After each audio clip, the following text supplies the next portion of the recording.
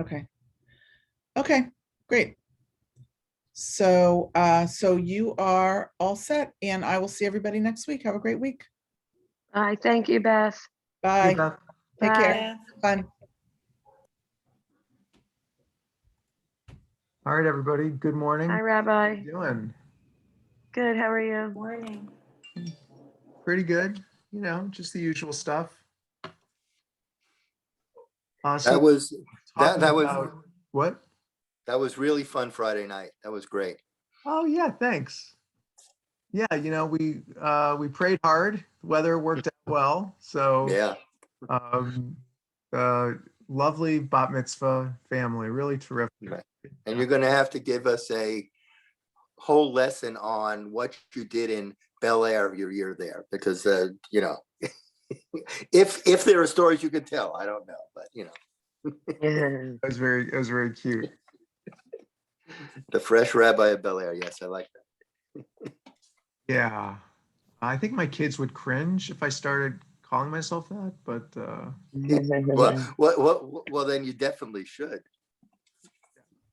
that's our objective as parents, to make our kids uncomfortable Absolutely. with the dorky things that we do. So, all right, today, so we're going to be talking about Jewish law, or the Hebrew word for that is halacha. We'll talk about, you know, what is it? Why do we need it? And we're going to look at a contemporary example of, how we, at least in the conservative movement, how we do Jewish law today. And I brought an issue that, about, praying with technology, that of course is very salient given everything that we've been doing during the pandemic, even what we're doing right now, learning together via Zoom. So that's the broad sketch of what we're going to do today. And of course, it'll be an open, free-flowing discussion as usual. So let's get right to it. What do you think? Like, just I'll throw it out there. What is Jewish law, and why do you think we need it, or do we need it?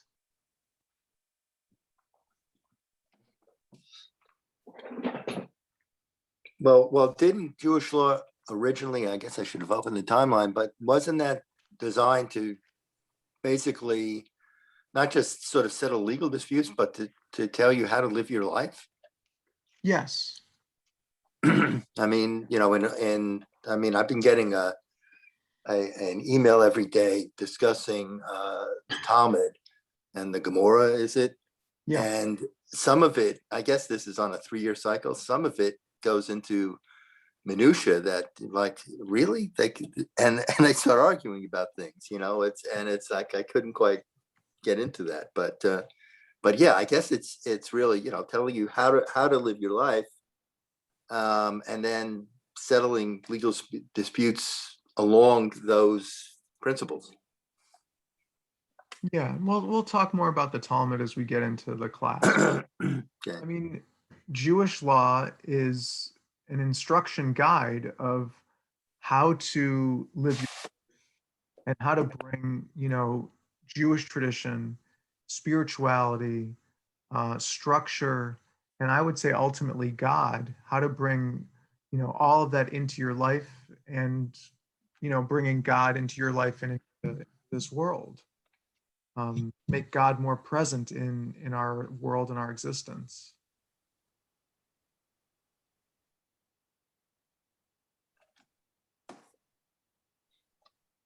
So on top of that, right, so it brings God into your life, but it also brings it into your life with commonality with people that have similar beliefs to you. I mean, we all want diversity in our life, but there's something to be said for having something in common within your community.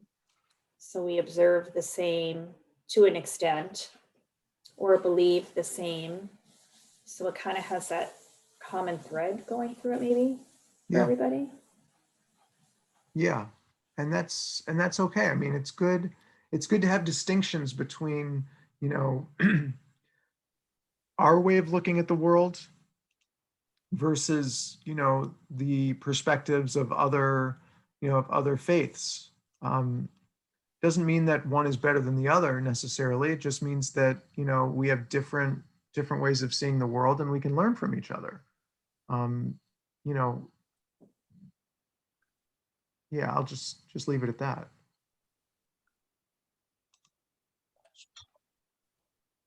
So in thinking about our time today, one book I used, and I can't, maybe some of you, maybe we recommended that you buy this book. I can't remember, but the book, It's a Mitzvah by Brad Artson. This is a wonderful book that can be used. It's for adults or for Hebrew school. It's a Mitzvah. Brad Artson wrote this book, probably almost maybe 25 years ago, but he is absolutely brilliant. Rabbi Brad Artson, Artson. You could just look up anything he does. I mean, he's the dean of the rabbinical school at American Jewish University out in Los Angeles, which is a conservative Jewish institution. And he's a Harvard grad. Just, we're lucky to have him as a conservative rabbi. He's brilliant. So he has a nice, the whole book is about how, doing mitzvot, doing commandments, embracing our tradition will enrich your life in so many ways.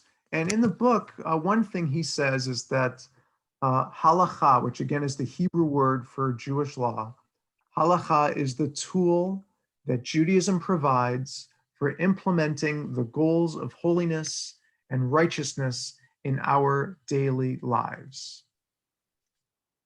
Halacha is the tool that Judaism provides for implementing the goals of holiness and righteousness in our daily lives. So, what are moments in our lives, whether you're thinking, like your Jewish life or in general, what are moments when we need to know, where it helps to understand what the rules and customs are in order to fully appreciate that moment or situation? Like, think about the things that we do as Jews that, that help us if we know what the rules are and what the procedures are. Oh, and someone passes away. Yes. I mean, that's a big thing. There's a lot, what you do, what you don't do, how you do things. Yeah. So Yeah. Let's dive into that a little bit. Like, what are some of the things, like when someone passes away, if you go to, say, a funeral, for instance, what are some of the things that happen when you go to a Jewish funeral that that help to guide you in what to do in that situation? Dies. we just had a funeral, actually. I know we had to have someone stay with the body. Yes, that is a custom to have someone stay with the body until the body's actually buried. That's a Jewish custom, and that's full of halacha, Jewish law. Shoveling the dirt on the The casket. casket has to be covered before you leave. Yeah. Yep. So the shovel, like the first one, we had the shovel backwards, the first, and then after that you could turn it. yes. Yeah. So I don't know what's custom and what's law. Right. Right. That's interesting. I don't either. Because I was told, like, even the shovel, like, you're not supposed to pass the shovel. You're supposed to put it down and the other person picks it up. So, yeah. Yeah, it's interesting. There is a distinction between law and custom. Like, Jewish law dictates that a person should be buried, attached to the ground, in next to the ground, ideally in the ground, but at least, connected to the earth. That's law. And that comes from the idea that, we, sort of like ashes to ashes, dust to dust. We were created from, the ground, and we should go back to the ground. Even in a mausoleum, which is, not exactly the same as being buried in the ground, but they do create, like, there's a hole at the bottom of the casket or container, if you will, and they put some earth in there, so the casket is touching dirt or earth. But yeah, then it's one thing to have the law to be buried in the ground or connected to earth, but then there are, Judaism has been around for 4,000 years, so customs develop around the laws. Like what Tammy was just talking about, that, you're supposed to shovel dirt on top of the casket, but some people turn the shovel upside down for the first time that they shovel, which I do, teach people to do during funerals. It shouldn't be 100% fully comfortable to bury a loved one. So you turn the shovel upside down so it's not so easy first shovelful. That's a nice custom because it expresses a concept of, chesed, that, burying a loved one is not an easy experience. And so that's reflected in your behavior. What's another like law of, a Jewish funerals that help give us structure and guide us in what we're supposed to do? The Shiva, the rules of the Shiva. Yeah, definitely Shiva.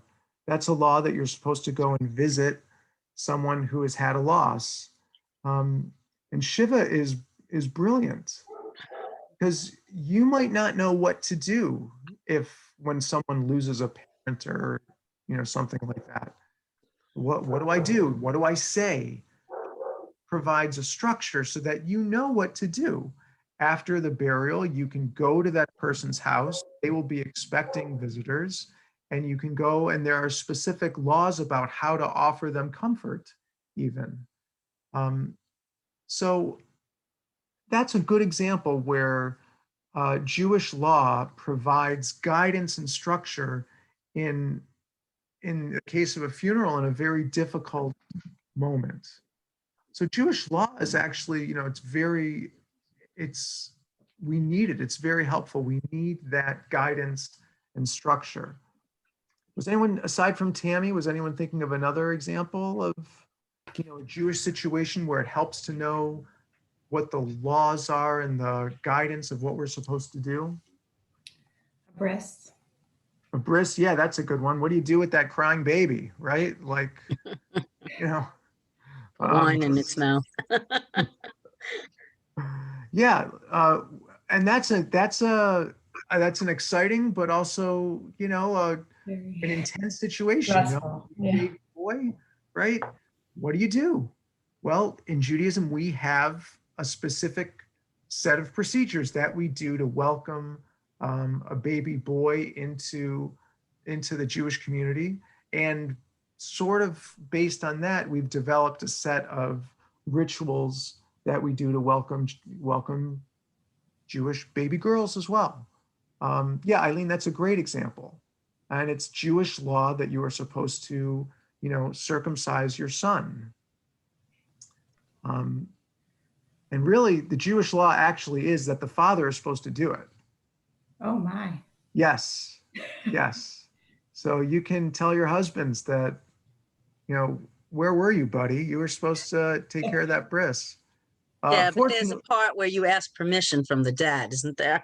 Yes, fortunately, there's a proviso that the father can pass, can make someone else his agent, and that's where the moil comes in to take care of everything. So dads with like a shaky hand or nervous don't have to, worry about that. Good thing. Yeah, very good thing. Good for me too. Like, There's also like a pinyon haben. Yes. What is that, Lord? What is a pidyon haben?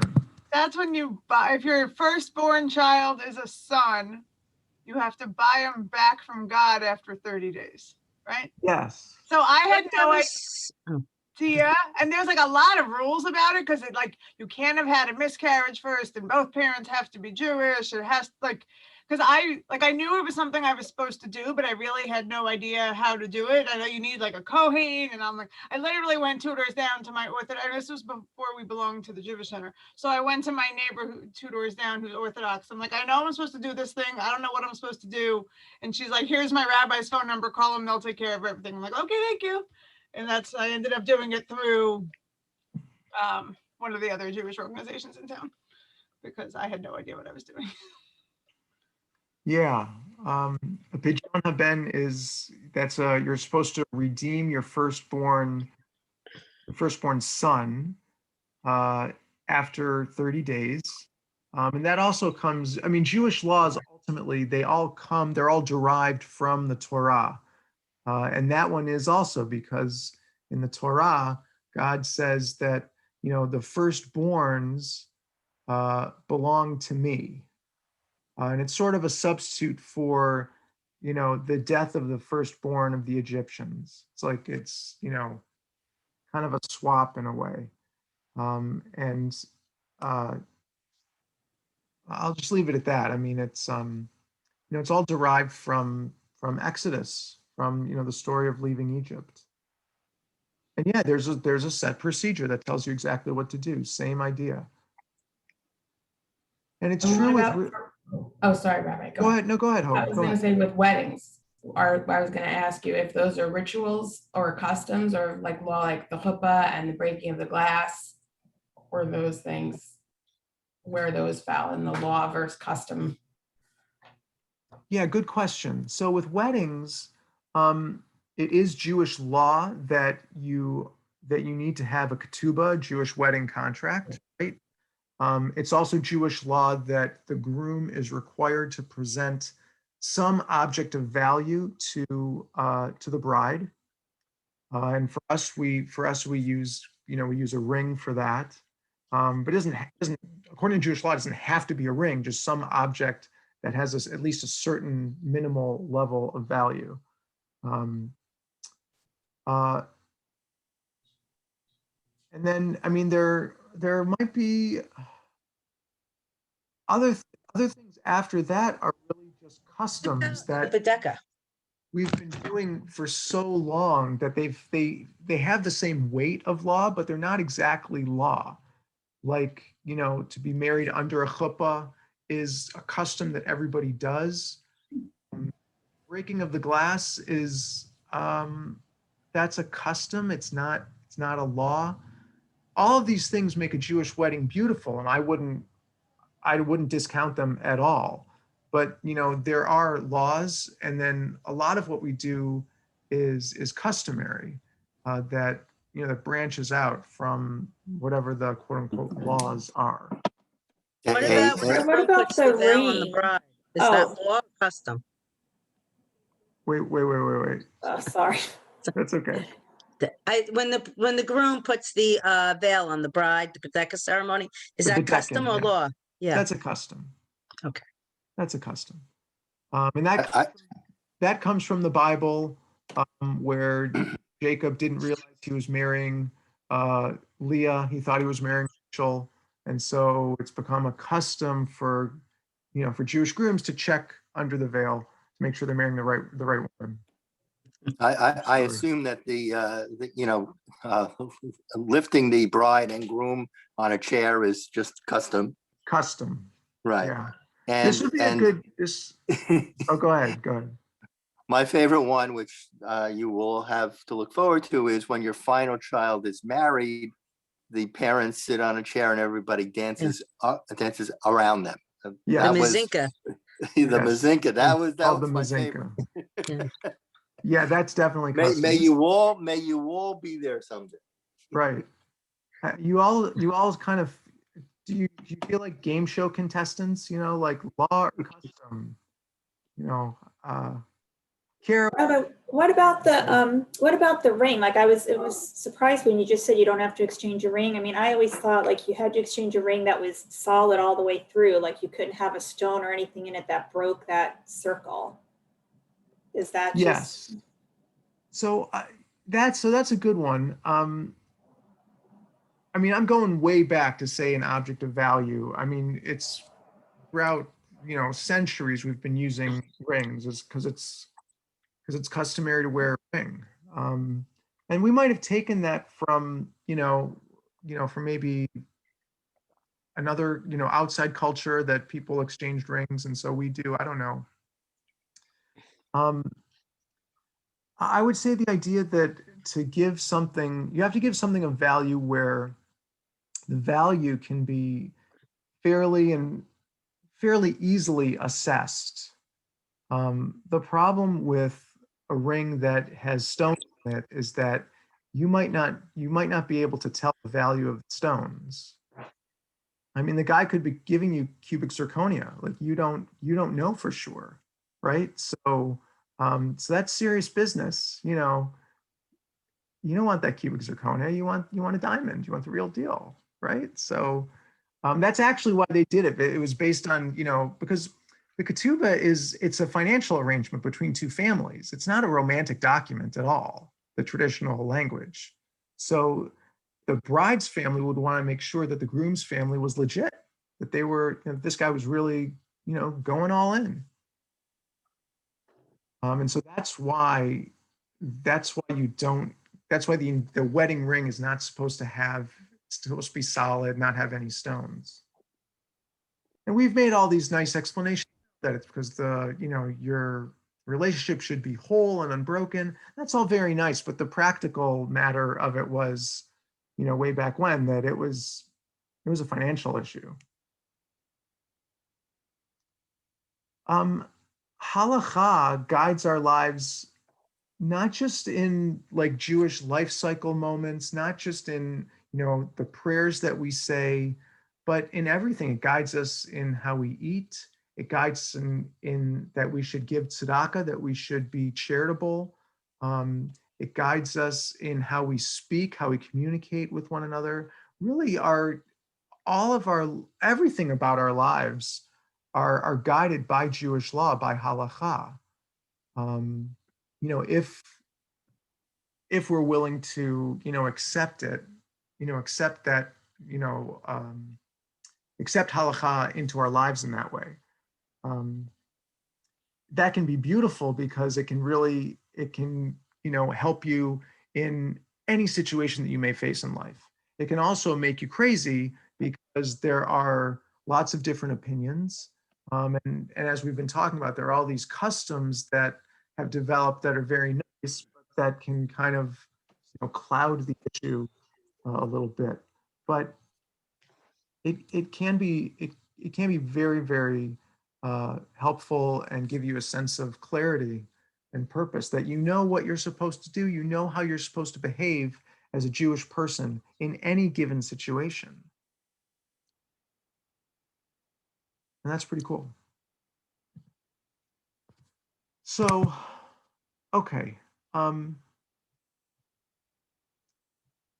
a lot of times, I think a lot of us have a certain discomfort level with Jewish law because, it might feel a little bit like, Big Brother kind of imposing on us, telling us how we have to behave, what we have to do. And maybe as individuals, we don't want to feel like, sort of locked in that way in the choices that we make. And we can get more into that. But I do think that, especially in difficult moments, or moments when they're intense in their sort of sadness, like a funeral, or intense in their joy, like a new baby or a bar mitzvah or bat mitzvah. There are those moments when I think we tend to lean on Jewish law and Jewish tradition because we want to make sure that we're doing things right. And that gives us a sense of comfort that we are aligning ourselves with our tradition and our values. And that's part of, I think all of that is part of the excitement and tension of, Jewish life today. Any questions about this? Does this resonate? Does this make sense? Okay. Uh, so I think the point of halacha, of Jewish law, I'll just say, a few things, is that, I think following halacha can take, something that is totally mundane and elevate it into something that feels like holy and spiritual, and like puts it in the context of, you know, Jewish practice of your being a Jew. Like eating a sandwich. You have a choice when you eat a sandwich. You can just sit down at the table and sort of gobble it down and not really think about it, which is sometimes what my kids do, and it drives me crazy. Although they do that more when they were younger. Now that they're older, they're a little more savvy, a little. Um, or you can choose to say hamotzi over that sandwich, and then suddenly it's not just eating a sandwich anymore. Suddenly you are creating a moment of holiness. You are saying a blessing. Well, let me ask you, like, what does that do when you say a blessing, before you do something in a moment, like whether it's saying hamotzi over a sandwich, or challah, or beret priagafen, or lighting Shabbat candles? Like, why do that? Like, how does that make you feel when you do that?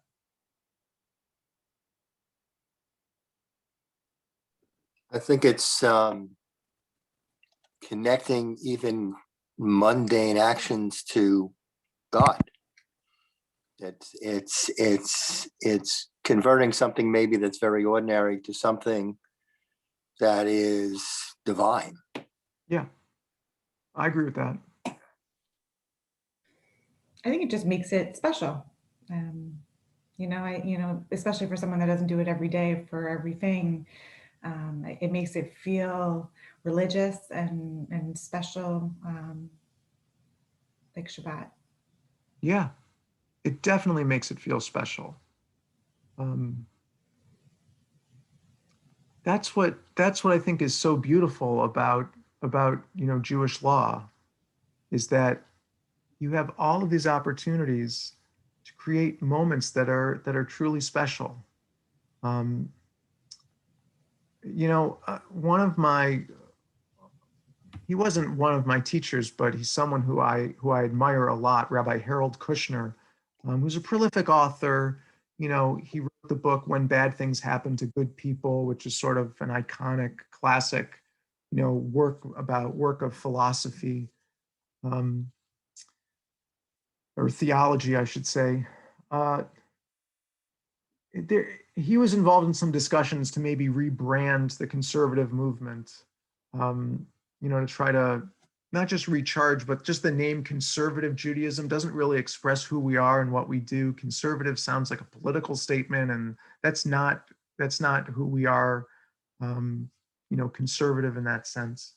So he suggested that really what we want to express as how we think we should be living our Jewish lives are three words. It's three words in Hebrew, and it's part of the blessing that we say when we light Shabbat candles, or when we light Hanukkah candles. Um, uh, in English, it's that you make us holy, that you make us, sanctified through your mitzvot, through your commandments. And the words in English, the words in Hebrew, I'm sorry, are Asher Kiddushanu b'mitzvotav. And what the reason he thinks that would be a good tagline for our movement, or for Jews in general, is that anytime you do a mitzvah, anytime you follow Jewish law,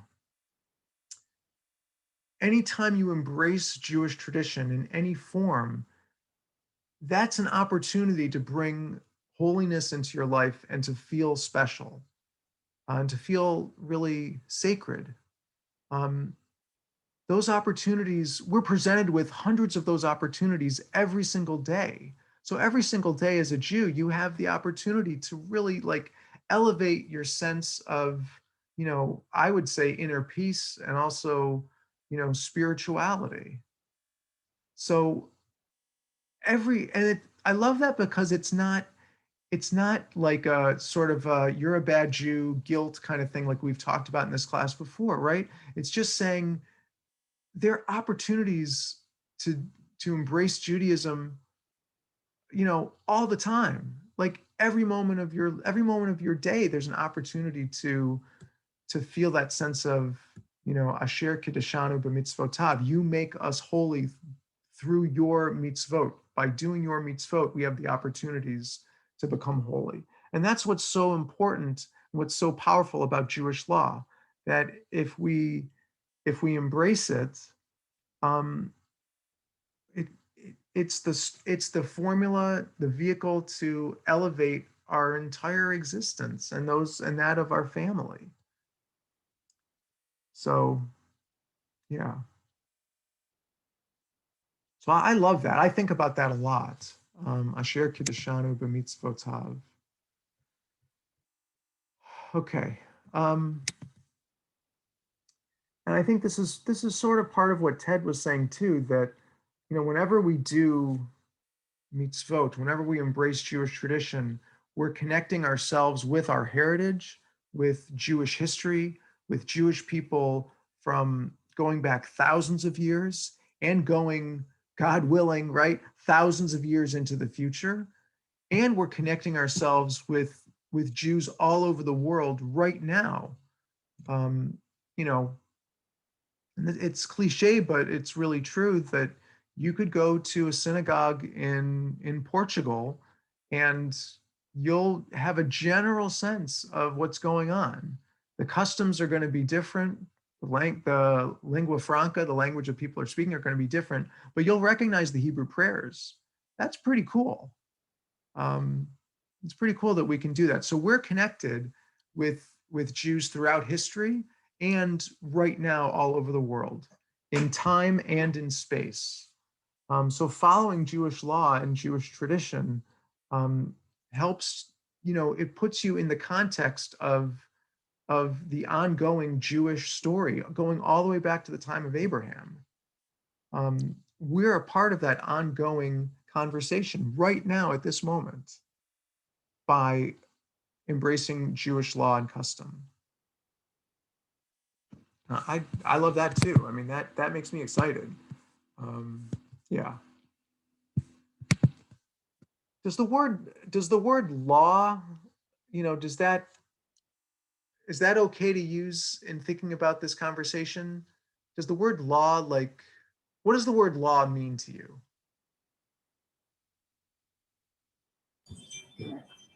I think law makes it sound very strict, like don't break the law, Yeah. It's not like there's like Jewish police or anything. It's more like, Right. Guides to follow. Maybe guide is too lenient, but it's, I don't know, somewhere in between, laid back guide and you must follow the law. Somewhere in between, Yeah. maybe. I actually think guide is a better word, because I think that what we've found is we all do things a little differently. We all choose to follow certain laws and others, don't. So it is really more of a guide. It's what you probably should do, but it's not what you have to in order to be Jewish, right? I think you've always made that point, is there's a lot of ways to be Jewish. So not following every law is okay. Yes. Well, So it laws is are really like a guide. the rules, and some Yeah, rules are meant rules. to be bent. Rules. I like tradition, I like tradition better to call, I feel like law brings about judgment between Jews. And that's the piece of it that makes me so uncomfortable, because I feel like it's within our own culture, because certain people don't follow what's, versus a tradition, or I guess not best practices, that's too legal, but something like traditions and culture, like that's what we pride ourselves on, as far as being connected to one another, more so than when people say you're not religious because you don't do X, Y, and Z. Right. And we've talked about this in other classes, between the different movements, reform, conservative. I just feel like it brings about so much judgment. Yeah. Yeah, no, I lean and hope. I mean, I agree 100% that uh, judgment to me is like poison. Turns people away, and there's no room for that, and at least in the way that I understand what it means to be Jewish. Um, Janie, did you say something? Okay. Did anybody else want to chime in on this? The idea of law? Okay. I mean, and maybe just the word law is sort of a charged word in our society right now, as we think about, the role of police in the criminal justice system. We're hyper aware of the injustices that are happening, which way I think overshadows, you know, all the effort that a lot of really good people are trying to do, police officers, lawyers, judges. Our system is, I mean, yes, there are flaws, but you know, there's still a lot of good that's happening, and a lot of compassion that's happening also, even in spite of the flaws that we need to work on. But yeah, the word law is a charged word, and when I was in rabbinical school, one of my teachers taught me what I think is a really profound lesson about that Hebrew word halacha, which we translate as Jewish law. But this is an example, I think, where the English word law doesn't really capture the essence of what halacha is. Maybe I've said this in our class before, but halacha comes from the Hebrew word holech, which means walk. So in Jewish law, you are walking on a path. Some people believe that path that you're walking on is very narrow. In other words, there's a very strict set of behaviors that you are supposed to do as a Jewish person. I personally do not believe that, and I don't think centuries of Jewish tradition bear that out, that it's sort of a narrow focus. I tend to believe that there's a fairly wide path of halacha, of Jewish life, that for you to walk on. There are some things that are out of bounds. There's no way that I can make shrimp kosher. It's just not going to happen because it's right in the Torah that it's not kosher. A pepperoni pizza, it's not going to happen because pork, what are you going to do, right? But there, oh, sorry.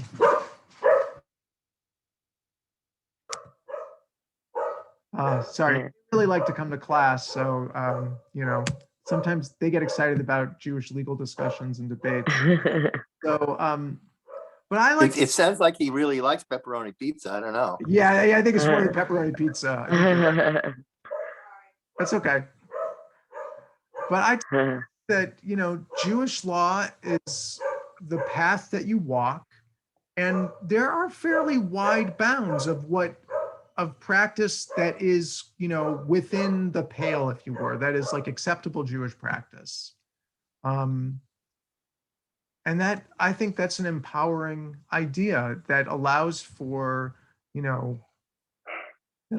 debate and open discussion about how we live our lives as Jews. But at the same time, the only thing I would suggest is that there has to be a sense of obligation, of commandedness, that these are things that we must do, that we are obligated to do, because otherwise, it can't just be complete that you can just choose to do whatever you want, because then you could just choose to not do anything. There has to be something compelling you, something that's drawing you to Jewish life and practice. And that's still, to me, that's still a guilt-free formula. You can still take baby steps and explore, but there has to be some sense of obligation to behave in these ways. So there's a little bit of tension there, you know, yes, we have a lot of free choice in terms of our expression, but I do think there has to be a sense of obligation. Otherwise, you could just choose not to do anything. And we kind of just live in that tension. I'm just going to shut my door. Hold on a sec.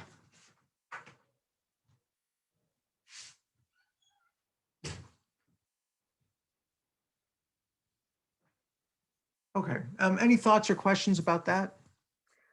So there kind of has to be like a law, because from the law, it still has to, you know, there's certain customs that we can't really follow, because eating pork or shrimp is still the law.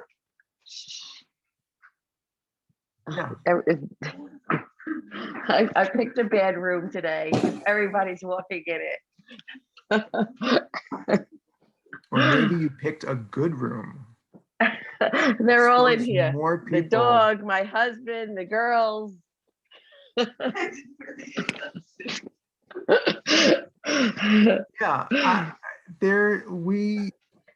like I said, So, I think law is a scary word, but yet we have to start from someplace.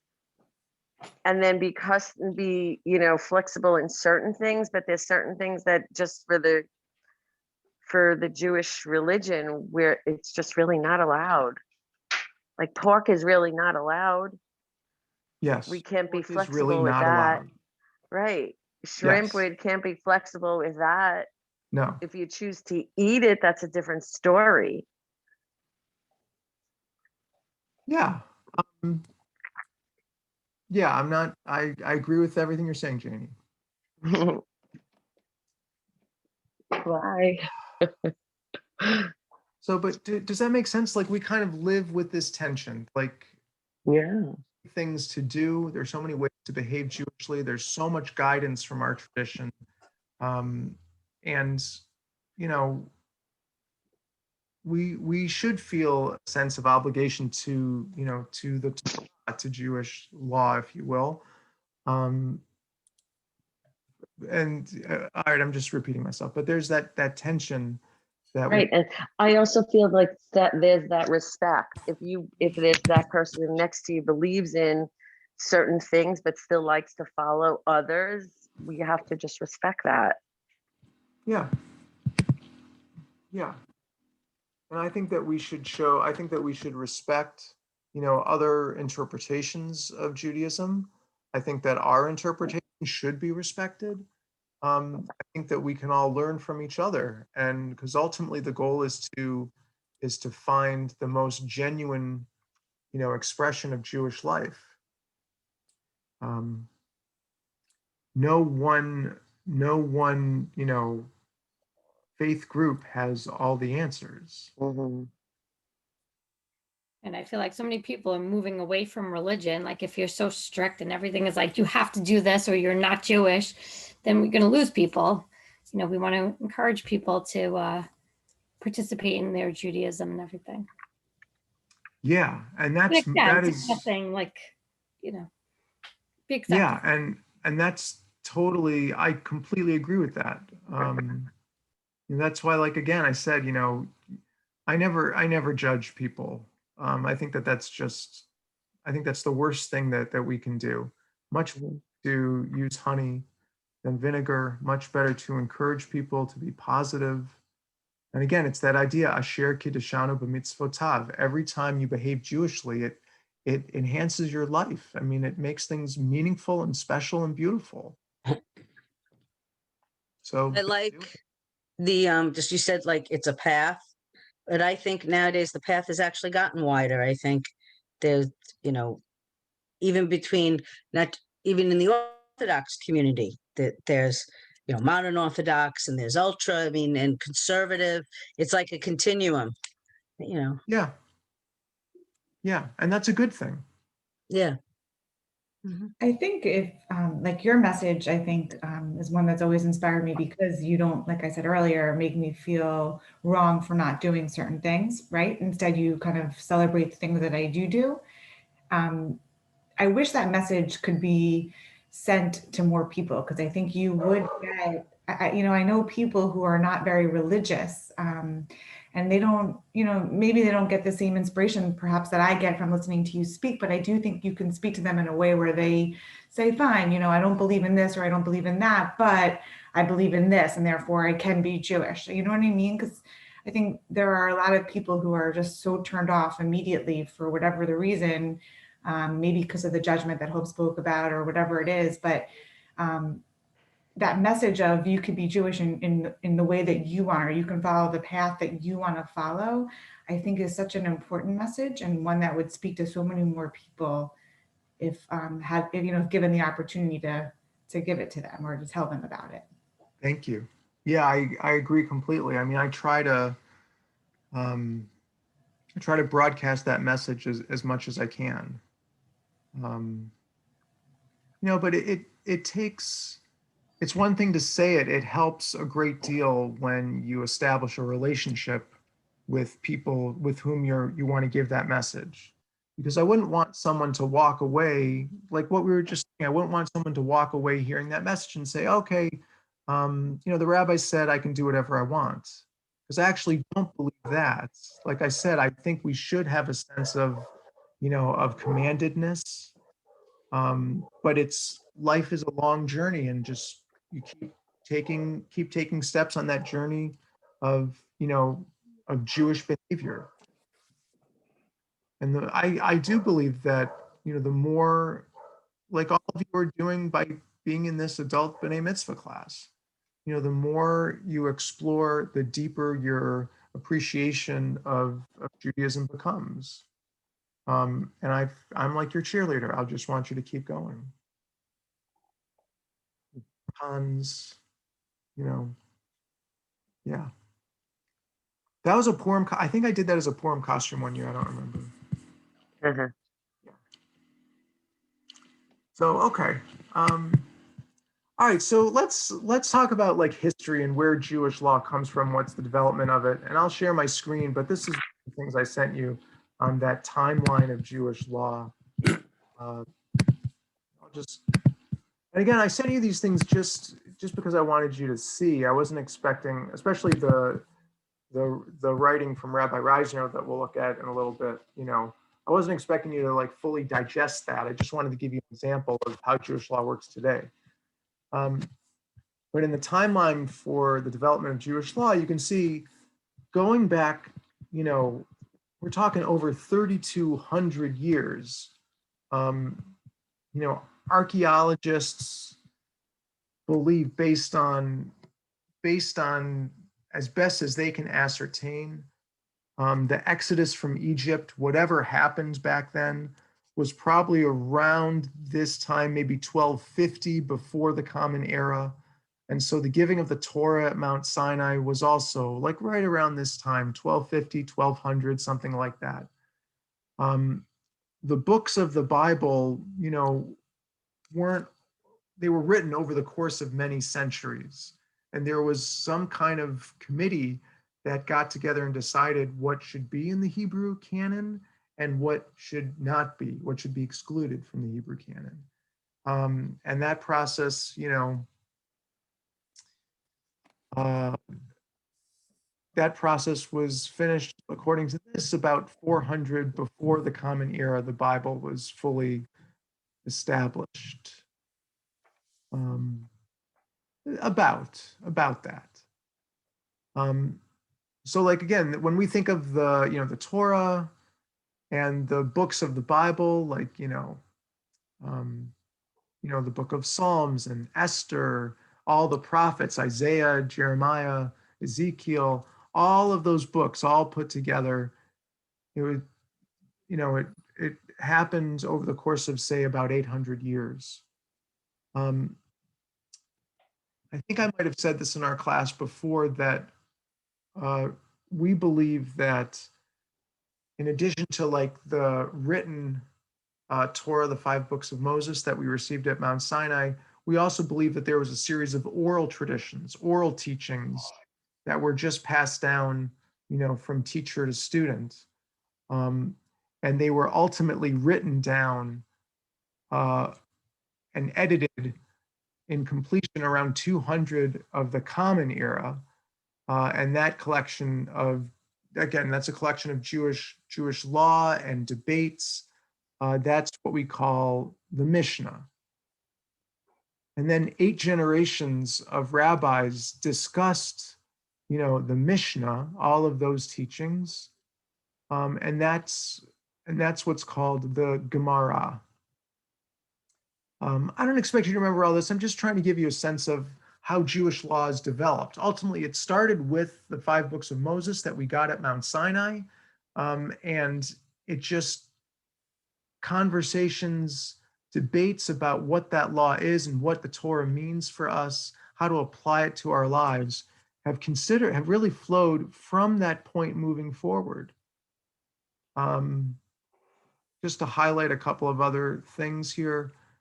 You have Rabbi Shlomo Yitzchaki, or Rashi, who is maybe the most famous commentator on the Bible and on the Talmud of all time. When you're studying text, he's often the first go-to to try and understand what the biblical text is trying to teach us. Here's Maimonides, the Rambam, who I think we've talked about before, wrote one of the codes of Jewish law. And then this is another important code of Jewish law called the Shulchan Aruch, which means the set table, by Rabbi Joseph Caro.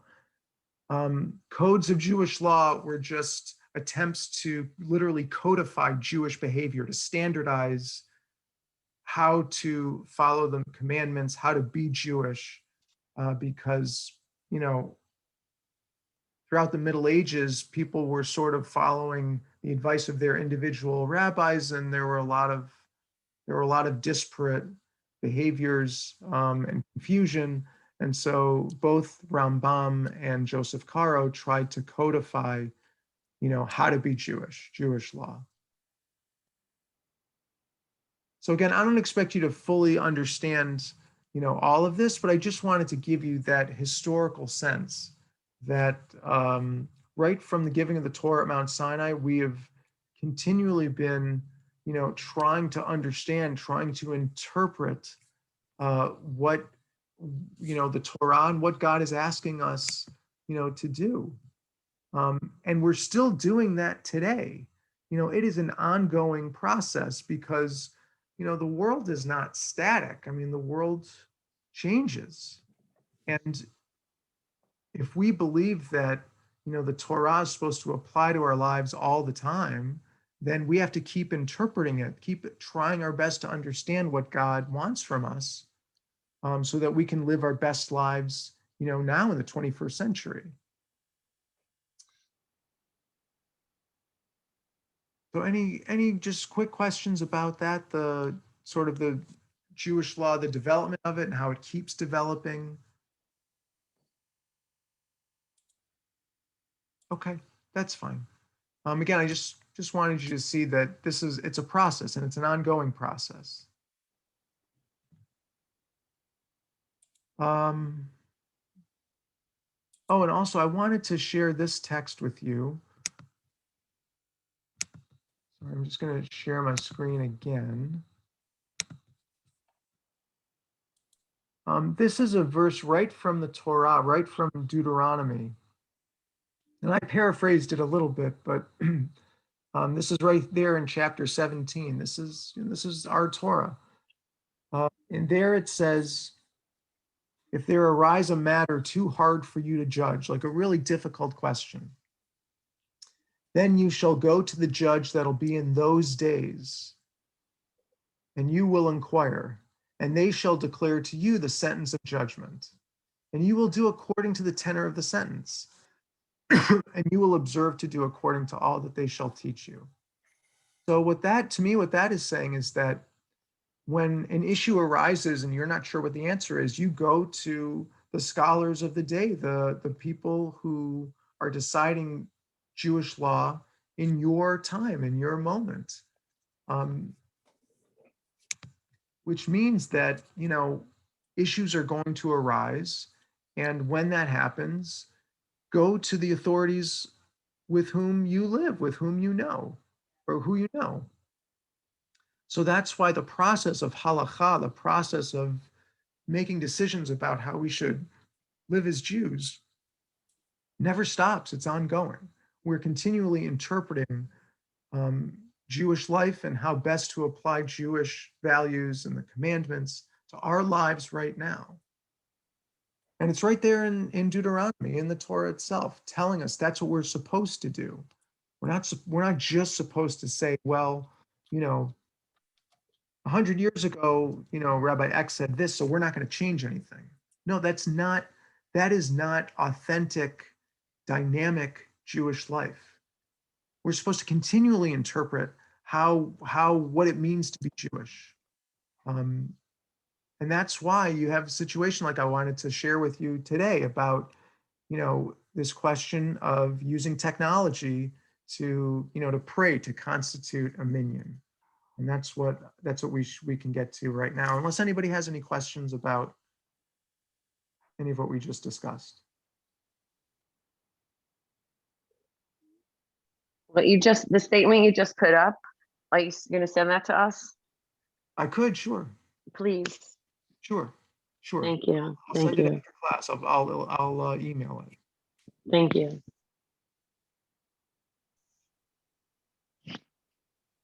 Okay. Yeah, good. Let's see. Hang on one second.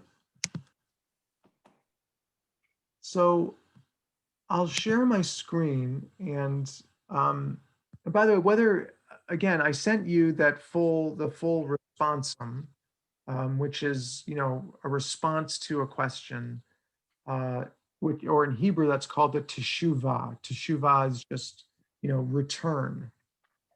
I sent it to you just because I wanted to give you an example of how Jewish law is understood and practiced and executed, today, right now, at least in the conservative movement.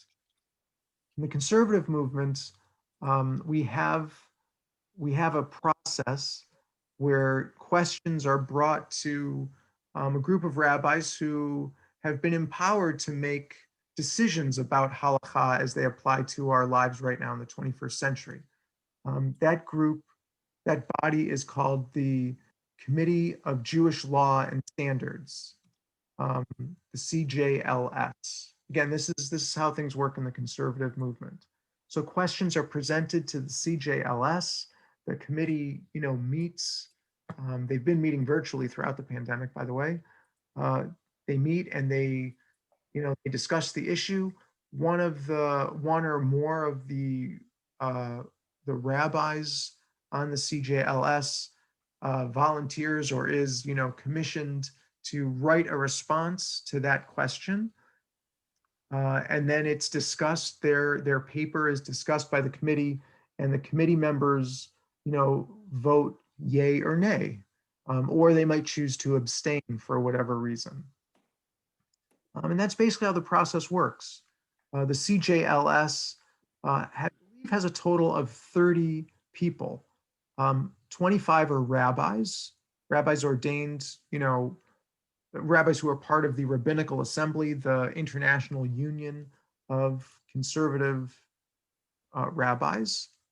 And then there are 5 people who serve on the CJLS who are not rabbis, but they contribute to the discussions. And they also, they don't actually vote on the position papers, only the rabbis vote, but they are there and they contribute. It's good to have some lay people to check those crazy rabbis, make sure they're not, going outside the box there. So let me share my screen and we'll take a look at this question. Again, we're not going to read through nearly all of this. This is just sort of a taste of, the way Jewish law works. Here. So this is whether you looked at it or not, this is the question that I wanted to send you. The title of it is Wired to the Kadosh Baruch Hu. Kadosh Baruch Hu is, the blessed Holy One, or blessed and holy is he, referring to God. So wired to God, minion via the internet. Can you constitute a minion via the web? Then you have the author Rabbi Avram Israel Reisner, and who's a member of the CJLS. You can see there's a little descriptive paragraph that shows the vote. This paper was approved by the CJLS on March 13th, 2001. So this is 20 years old that this question came up. So certainly, definitely it was an issue then. It was starting to be an issue then, I should say, and it's certainly prophetic because, all the more so with the pandemic, we've seen how conducting a minyan, a Jewish prayer service online became indispensable during the pandemic. So not every single rabbi voted on this position paper. Looks like there was maybe a couple short. Maybe they just, I don't know what happened there. But the vast majority approved this paper. Two voted against, and they had their reasons, and then one abstained. And so first they present the question itself, which is the Hebrew word here, she'elah. She'elah is just Hebrew word for question. And the question is, may one pray over the internet? May you constitute a minyan, a prayer quorum of 10 people over the internet? And then you can see the various questions that come from that. And then Rabbi Reisner goes into the teshuvah. This is the Hebrew word teshuvah, which is the response that he writes. He starts with a little joke, and then he starts to get into some of the Jewish text that will give his answer. So one quality of, Jewish creating halacha, modern halacha, is that you always base it on past decisions. So we look to the past, we look to what rabbis have thought about similar situations to help give us insight into what we should be thinking about today. That is always an ingredient, a key ingredient of making halachic decisions about new issues. By the way, does anybody know where does it come from that a minyan is 10 people? Why 10 people? Anybody know? Where does that come from? Do you ever think about that? Like, why 10 people? Could have said anything. Could have said you could have said you need to have 20 people to have a minyan, quote unquote. Where did 10 come from? And it's 10 men, right? And yeah, I was just going to say that, and it's 10 men. It's not people. Well, I mean, I don't believe that. I hold that it's just 10 Jewish people to constitute a minyan. But it wasn't always like that. It was always men.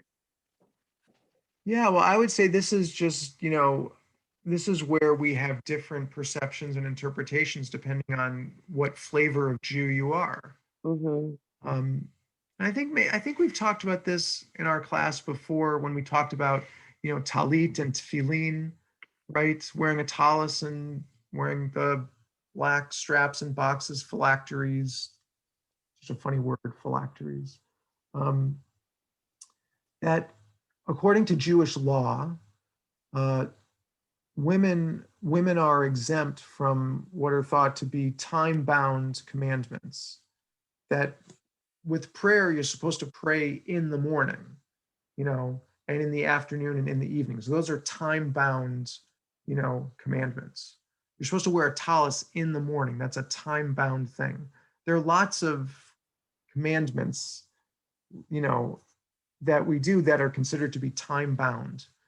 According to Jewish law, women are exempt from those time-bound mitzvot. The rabbis might have felt that it was, based on the fact that, mothers often ran their households, and, they didn't want women to feel like they had to be in synagogue to pray at, 8 a.m. or whatever, because their kids might need them. I'm not exactly sure, but I always say that being exempt is not a prohibition. It just means that you're not obligated, but you could still pray at the time, that everyone else does. Just because you're not obligated doesn't mean that you're prohibited. So, I embrace that to mean that, men and women, I think men and women are equally, obligated to fulfill mitzvot, Jewish practice. And the more the merrier. I mean, why would you eliminate half of your talent pool, in doing that? I mean, that's insane, in my opinion. So, yeah, I mean, yay, men, Jewish men, they're great, very nice, but Jewish women to me are just as obligated for mitzvot as men are, and that's what it means to be egalitarian. That we embrace both, that Jewish men and Jewish women should embrace, Jewish life to the fullest extent possible. Well, except for a bris. There's a difference. But other than that, pretty much the same. All right, is that any other questions? Does that make sense? So, yeah, so what is it 10? Oh, right. I didn't even say it. Huh. Where did that come from? So it comes from the Bible, from the book of Numbers, chapter 14, verse 27. And part of why I know that specifically, I mean, I wouldn't just pull that verse off the top of my head, but it happened to be that was in this past week's Torah portion that we just read on Shabbat. And it's actually for kind of a not nice reason. The story about the 12 spies who were sent to spy the promised land? 10 of them brought a negative report. And God was really annoyed, really pissed at that group of 10. And in chapter 14, verse 27, the book of Numbers, God says to Moses, "For how long should I tolerate this evil Adah?" Adah is the Hebrew word for community, this evil community. So based on that God called a group of 10 people a community, that's the biblical source for 10 making a quorum, a minyan. So it's a little unfortunate that it's about, 10 men that God was really pissed off at, but that's the biblical source for a minyan. So that's where we get 10 from, which is pretty cool. So, so again, Rabbi Reisner here is going to base his discussion on, can you have a prayer group over the internet on past decisions? And he's going to look at the Shulchan Aruch, written by Rabbi Joseph Karo, one of those codes of Jewish law that we just saw in the timeline. And the Shulchan Aruch is very much considered authoritative for rabbis today. Even I studied the Shulchan Aruch in rabbinical school. We look to that work, this incredible work by Rabbi Joseph Karo, this attempt to codify Jewish behavior for everyone. It's still considered to be, a go-to resource for Jewish law. Okay, let's see.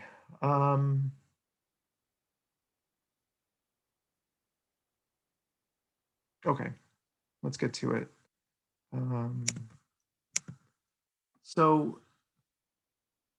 So now he brings a text from the Shulchan Aruch. He says it right here. And that's the Hebrew, and we're going to go to the English. So these 4 passages here, 13, 14, 15, and 18, which are just, sections of the Shulchan Aruch. Does somebody want to read those for us?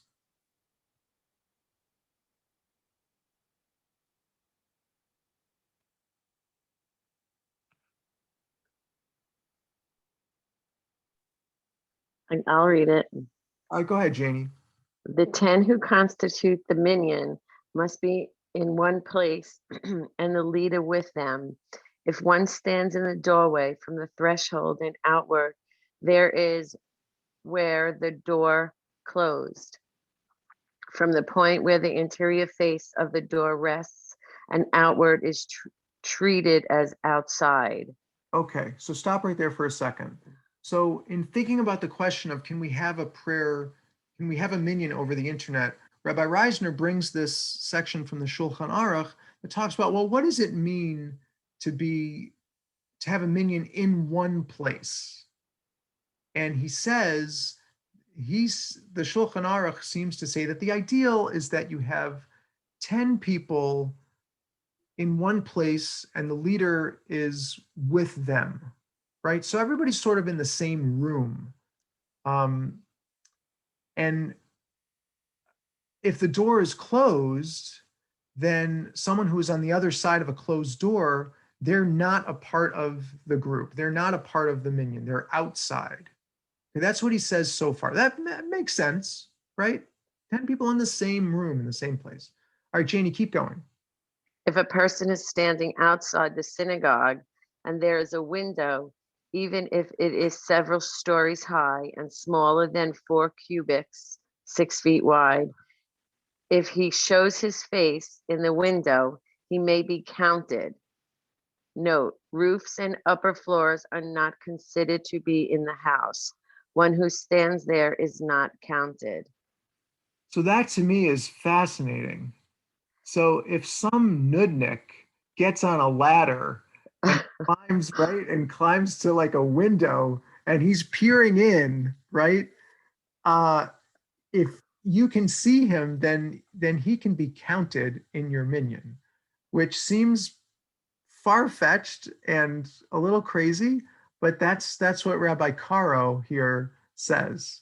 I would not recommend that as a way to bring a minyan together, but again, in Jewish sources, they often talk about like, sort of extreme situations just to test the boundaries of what would be acceptable. Okay, go, Janie, read the last 2 parts. If a few of them via the potential minyan are inside and a few are outside, and the leader is positioned in the entrance, he connects them to form one minyan. If part of the 10 were in the synagogue and part were in the courtyard, they do not connect to form a minyan. Okay. Part of 10. Okay. They do not connect. Right. Huh. And if the door was opened, they don't connect. Well, let's try to understand number 15 first. So there are 2 different rooms, but the rooms there's like an open door between the 2 rooms. So if the leader is standing in that entrance, then the leader kind of connects the 2 rooms and makes it one space. And then that would make a minyan, which is interesting. So like,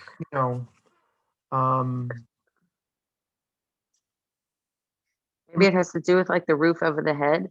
There's the roof, but there's the doorway in between them, where if they're in the synagogue and in the courtyard doesn't have a roof over your head. Yeah, I guess maybe it's too inside and outside for Rabbi here. I find that a little surprising. I think that, it seems to be 15 at least seems to be saying that, 2 rooms can be connected if the leader is sort of bridging that gap between the 2 groups.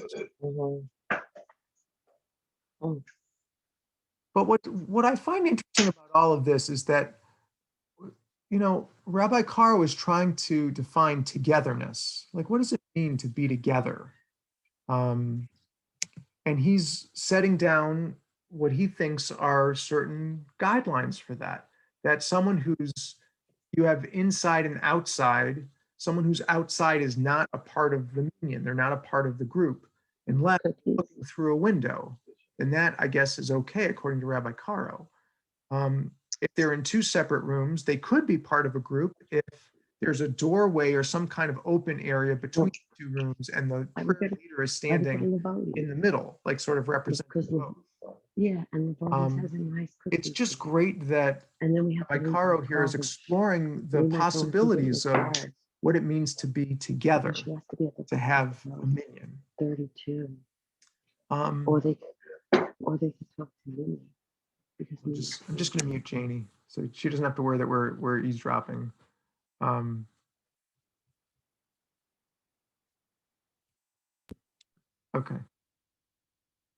Hang on. So, like, let me just ask you all right now. You know what? I'll even hang on a sec. I'll stop sharing for just a minute. I mean, are we together right now? The way we're doing this class, are we together? I would say yes. Yeah, And that's again, fine. this is, I don't know if I would have said yes in March of 2020, right? But we have gotten used to this kind of experience.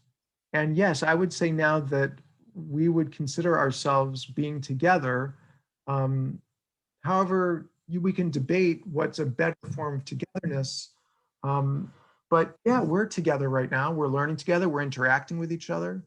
But we're doing it completely virtually. And that is a question worth exploring, this idea of togetherness. And that's really what I love, is that that's the big philosophical question. What does it mean to be with someone? What does it mean to be together with other people? I think over the past, 16 months, we've gotten used to gathering in this way, of being together in this way over Zoom or watching a live stream. Although those are two different things, but still. All right, let's go back to the tshuva, the position paper. Again, we're just going to look at a couple other things with it, just to show how the process of halacha works today. We'll skip over a little bit. This is an interesting text that Rabbi Reisner brings, as that maybe would contradict what Rabbi Caro just said about that sense that you kind of have to be in the same physical space. This is an interesting text. It says right here, a person passing by a synagogue, or one whose house was next door to a synagogue, who heard the sound of the shofar, right, on Rosh Hashanah, or of the Megillah on Purim, if he was attentive, he fulfilled the requirement, and if not, he did not. Which means that if someone wasn't actually physically in synagogue, but they heard the sound of the shofar, they heard the Megillah being read on Purim, if that person really understood what was happening, like, oh, I'm hearing the sound of the shofar, it's Rosh Hashanah, or I'm hearing the Megillah being read and it's Purim, and I understand what's happening, then that fulfills your requirement. You didn't have to physically be there in the same room with everybody. If you fully understood, just hearing it was good enough. So maybe just hearing the prayers of a minyan would be good enough for you to count in the minyan. That's just an interesting kind of foil to what we just studied. That maybe you don't have to be physically present. Now, the difference here is that, you need a minyan to constitute a prayer quorum to be able to say certain prayers, like the mourner's Kaddish. An individual can hear the shofar and fulfill her personal obligation. And that doesn't have to happen in a minyan necessarily. So they're two different things, but still it's interesting that there's some things that you can experience Jewishly and fulfill the obligation without physically being there with everybody else.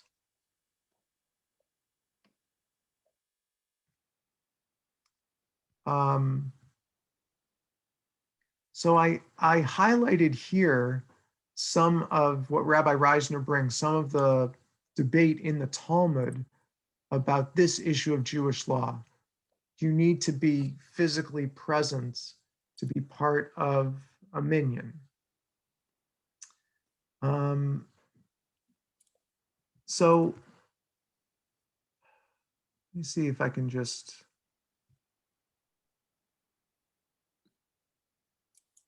So there are two rabbis named Rav and Rabbi Yehoshua ben Levi who agree that you should need to be in the same place. And this is an argument in the Talmud that you should need to be in the same place in order to be part of a minyan.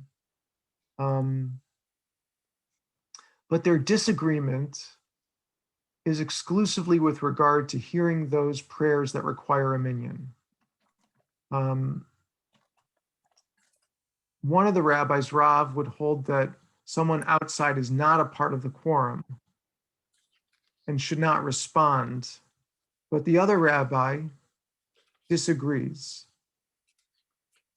So this one rabbi in the Talmud, in talking about this issue, basically says, if there is a minyan, if there is a proper quorum, if there is a minyan that's all together in one physical place, then anyone who just like hears the prayers is allowed to answer, and that is legitimate. So Rabbi Reisner just ends this paragraph by saying, thus, one location remains the rule for constituting a minyan. Once a minyan is in existence, however, even one who is not in the minyan, but simply overhears, may respond and fulfill obligations thereby. So what Rabbi Reisner is suggesting, based on, again, debates from the past, he's basing himself on the Talmud and the Shulchan Aruch, past decisions. His decision, his response to the question, can you have a minyan on the internet, is that you should have 10 people, 10 bodies physically in one space. But then once you have those 10 people in one space, then other people can listen in, at very least hear it through audio, or better through audio and video, and they can participate, and they can even say Mourner's Kaddish. But you need to have 10 people in one place in order for people from the outside to be able to participate. I just want to go to the very end of this. Again, Rabbi Reisner goes through all kinds of issues. What if people are in different time zones, right? And again, this was written literally 20 years ago, so that the same technology did not exist, obviously, that it does today. So his conclusion in this paper, this still stands. A minyan may not be constituted over the internet. You have to have physical proximity.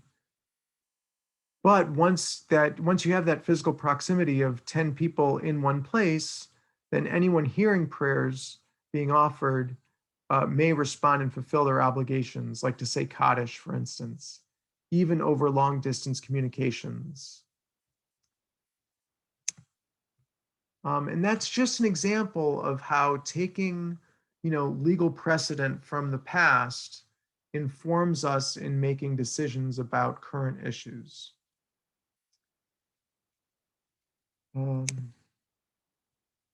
Okay. Did they come out with a revised statement in the wake of COVID when everything had to be virtual? They've come out with a lot of qualifiers. One of my colleagues worked with the people at Zoom to arrange a way that you could turn on a Zoom link and keep it running for up to 72 hours, which would allow for those 2-day Jewish holidays, like Passover and Shavuot, when there were 2 days of like, Yom Tov, that you wouldn't have to turn on and off your Zoom link, that you could just keep it on, starting it before the holiday starts and just keep it going. You could do the same thing with any Shabbat, just, keep your Zoom link open for, a full 24 hours. To be perfectly honest, as the rabbi of our community, we just decided right from the beginning that we were going to broadcast nonstop because we wanted to make sure that people felt connected. So I just went with it. I knew that this was going to be a crazy time, and I allowed a lot of things that I ordinarily wouldn't have. A lot of use of technology. It's going to be very interesting now that we're coming out of the pandemic in the next few months to try and, figure out how much technology we should keep using. And are there some things that really, now that it's not the pandemic anymore, maybe those things are sort of interfering with the holiness, the sanctity of Shabbat and holidays, and we shouldn't do them anymore. Those are tough questions. I'd like to think I'm pretty liberal on that front because I think the technology has really connected people in ways that we couldn't have foreseen before the pandemic, or at least I couldn't have. To be able to live stream services so that you can be at your kid's baseball game and, it's just a slaughter, right?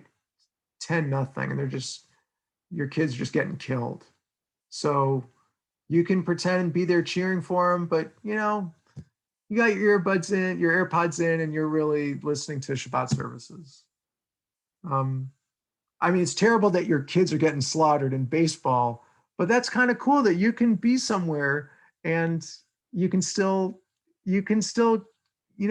literally plug into Jewish life. I wouldn't want to give that up. One of my favorite examples of that was in Hebrew school this past year.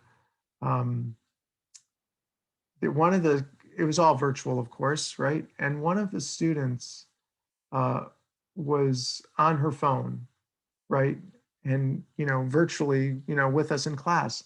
And she said quietly, if it's okay, I'm going to mute myself because I'm at a dentist appointment.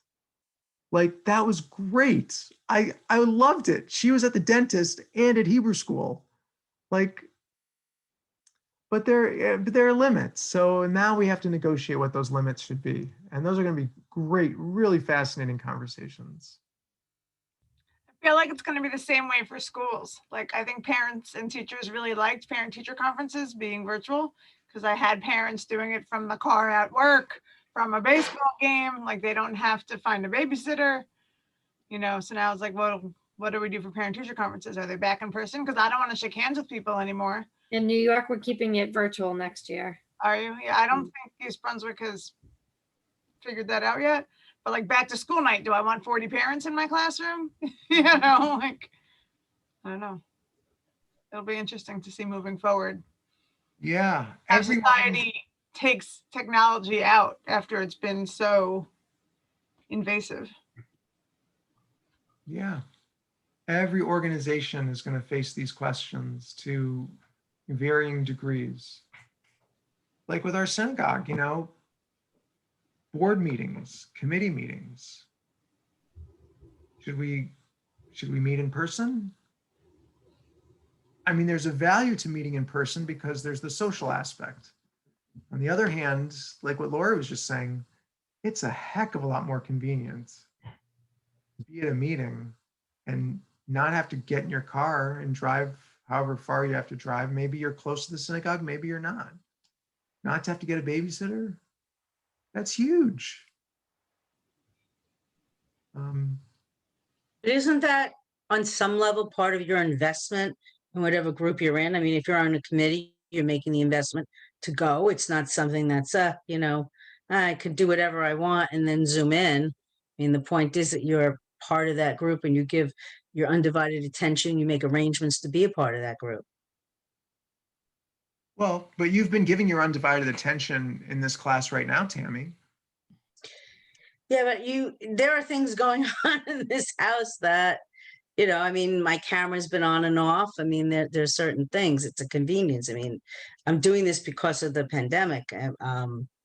But I think that even with this discussion, there may be more input from the participants if we were live, rather than being on Zoom and having to wait our turn to speak. It's definitely been very convenient. Like Wednesdays when my kids have Hebrew school, normally I'm like rushing home, running to aftercare from both schools, running back and forth, and rushing Jacob to Hebrew school. Then Rebecca would have Hebrew High. Then Rebecca has dancing school. It made it a lot easier that we could do all those things, where I don't know if she would have been able to participate in Hebrew High this year. So at least gave them the opportunity to participate a little bit more than they would have.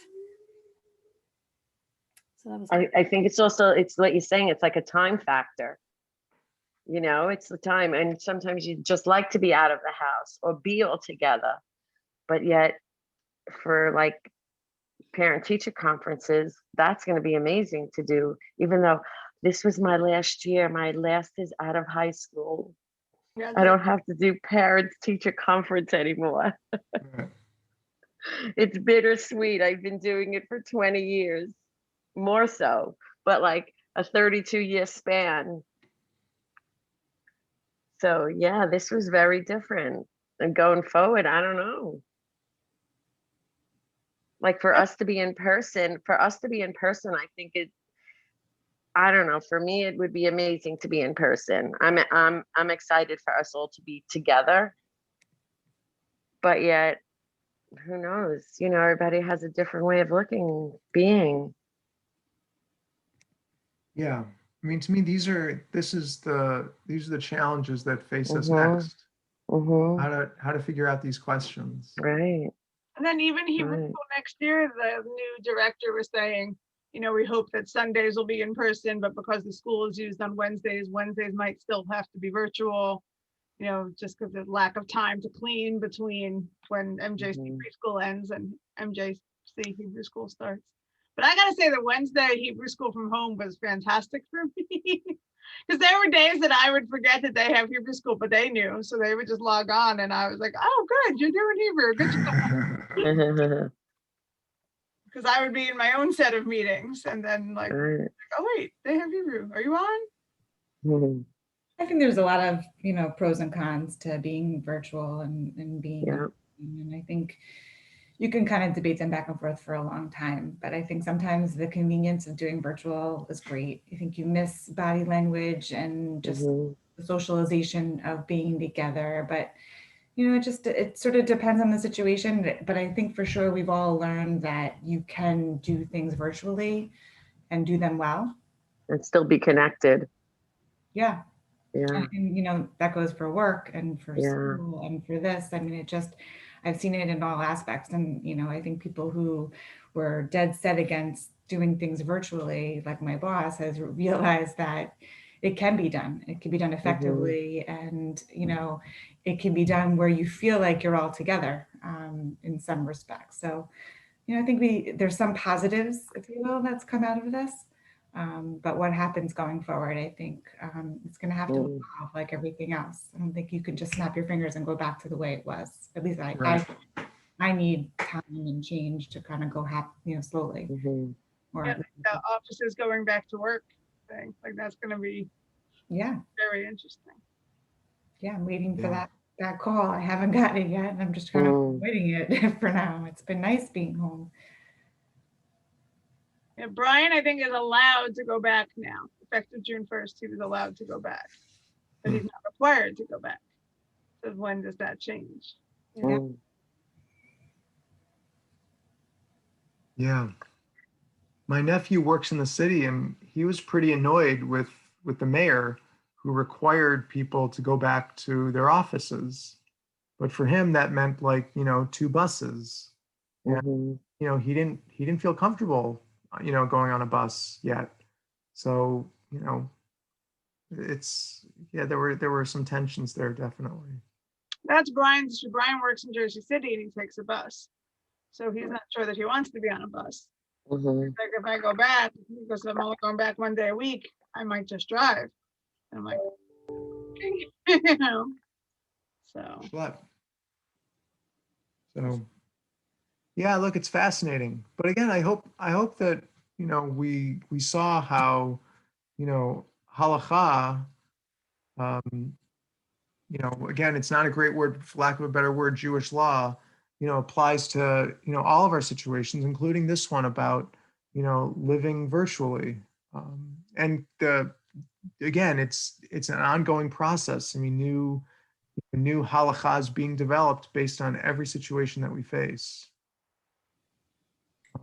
This position paper from Rabbi Eisner is just one of hundreds that have been written in the last, say, even just 20 years about issues that have come up where people present questions and the law committee grapples with how to respond.